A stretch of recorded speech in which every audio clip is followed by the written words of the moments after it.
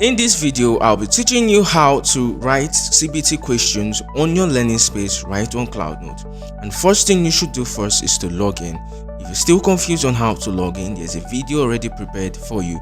Now, once we've logged in, all we need to do is to click on our learning space, click on computer-based test menu, and right on that menu, we are going to see Take Exam. So we are going to be clicking on the button that says Take Exam.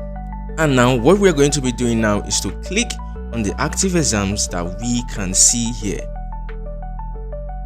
Once I'm done reading all my instructions, all I have to do is to click on continue. Now it's requesting for an exam pin. All I need to do now is to input my unique exam pin and click proceed. This is what the CBT interface looks like. All I have to do now is to attempt all of these questions. And how do I do that? All I need to do here now is to click on the right answers.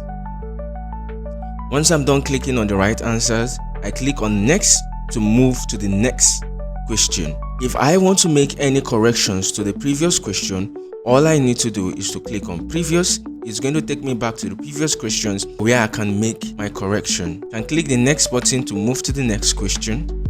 One thing I have to note is my time.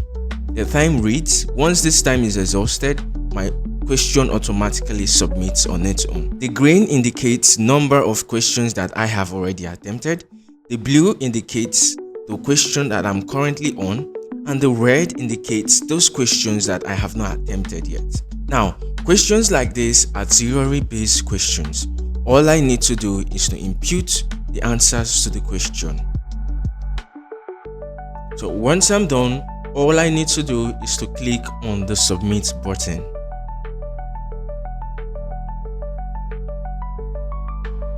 And automatically my question has been submitted. Now, this is my score. My score has been displayed to me automatically.